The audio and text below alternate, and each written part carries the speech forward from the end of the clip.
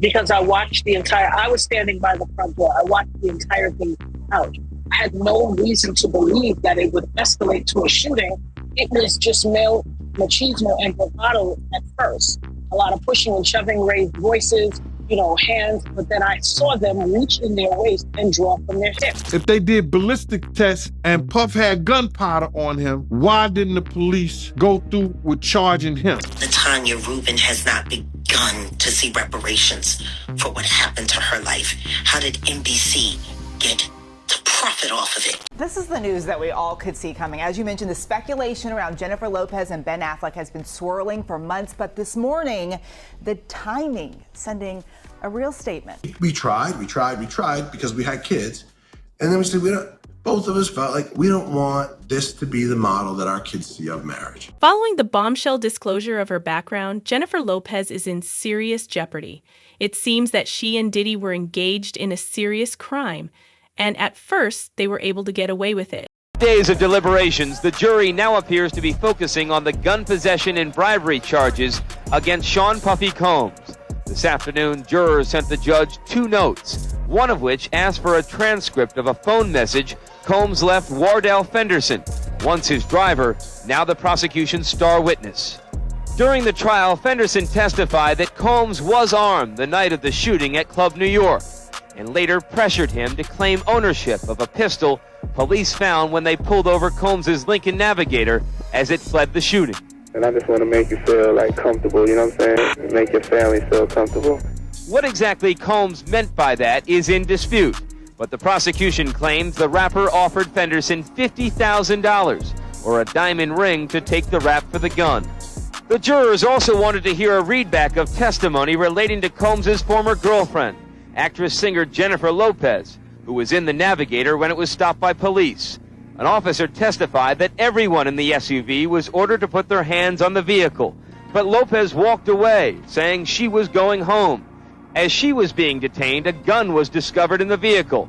At that point, a sergeant on the scene ordered everyone who was in the vehicle under arrest. The officer quotes Lopez as saying, "It's not my gun." They are floating issues that are old. Jaguar Wright told us that JLo is going to be investigated with Diddy. Jaguar Wright said that Diddy and JLo are both going to be investigated for the 1999 nightclub shooting where the victim said that Diddy pow-powed her in the face. You really thought that just running off and marrying Ben Affleck was going to take you out of the Diddy downfall? But it saved her the first time, though, didn't it? A young lady called Nata was out at a club on the evening of December 27th, 1999, when everything changed. She claims that music entrepreneur Sean Puffy Combs, also known as Diddy, shot her in the face. She was only an innocent spectator and had nothing to do with any drama. Moses Shine Barrow, a teenage rapper, was also there that evening. He ultimately took the blame for everything and was imprisoned for over 9 years. His co-defendant in the case, Diddy, was acquitted. At the age of 19, Nata is now, at last, telling her tale in public. Having been shot by someone that was allowed to come into the gun when I couldn't bring in a phone, I would absolutely unequivocally like the case reopened. It needs to be reopened. And the saddest part for me is, had people taken what I said more seriously and listened more intently, 24 years worth of people probably would not have had to suffer. Yeah, and I ask you this respectfully, just because I think people at home might be wondering, and I've never been shot, I can't imagine what that's like, but in the chaos of that moment, and it's a club and there's people all around, how can you be sure that it was actually P. Diddy? Because I watched I was standing by the front door. I watched the entire thing out. I had no reason to believe that it would escalate to a shooting. It was just male machismo and bravado at first. A lot of pushing and shoving, raised voices, hands. But then I saw them reach in their waist and draw from their hip. And I knew. I instantly turned to my friends and told them, be careful, watch out. And when I turned back, I know, and I've said over and over, I've heard the voice of God said, you are about to be there. Calm down. And as I said no, I looked straight forward ahead and I watched the muzzle flash from both of their guns and I felt the impact to my face instantly. Wow. There's no doubt in my mind who shot him. You know, it wasn't shocking. These things happen. These things happen. What can you tell us about what went wrong in the marriage? I'll tell you that it wasn't some sensationalistic happening. Infidelity? No, absolutely not. Nothing sensationalistic. We do have fun Sounds together. really fun. Like, Do we not have fun together? is that a trick question? Okay, we don't There's have no fun. right answer. We don't have fun together. You guys are always laughing. It's No, great. we're not. It's great. No, we're not. Yes, yes. So I'm glad I have both of you to articulate what I'm thinking in my mind. We got you. We got you. I like that. Hey, Diddy, I like that hat you're wearing. Why don't you let me see that hat? People realized Diddy was paying careful attention as soon as Nata started talking. When Jennifer Lopez was included in one of the cases against Diddy, all of this came up again. According to others, she may have even assisted in the removal of the firearm and in the cover-up of the 1999 crime. The theory: in order to defend themselves, Diddy and JLo placed the blame on Shine. What really happened with JLo, Shine, and Diddy, it became an episode for Law & Order SVU. A lot of money was made off of that. And guess what happened in the end of that episode? When they finally tracked down the starlet who they were hiding from everyone so she never had to testify. The male rapper took the charge, so the case was closed, and that's when she finally admitted that it was her that did the pow-powing.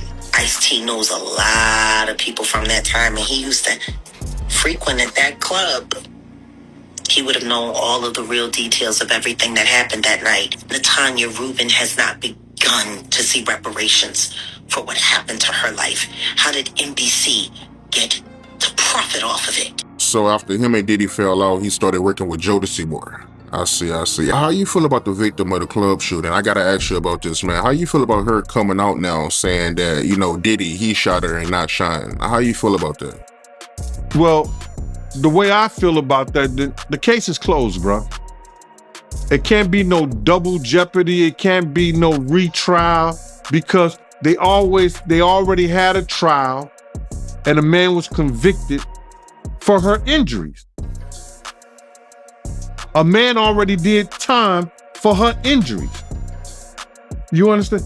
If they would have to go back and see that if there was ballistic tests done on Jennifer Lopez, on Puffy, God bless the dead, on Wolf, did they do ballistic tests? And then see if they did ballistic tests and Puff had gunpowder on him, you know what I'm saying? Why didn't the police go through with charging him? Why didn't the police charge him? She can say that now, and she said that I don't take nothing from the victim. I don't take nothing from the victim. But her lawyer should have advocated. I know Puff and Shine, they had the same charges. But like I said before, and like Shine said also, Shine said this also, because it's true. Puff had witnesses that come in to testify against Shine and say they saw Shine do the shooting.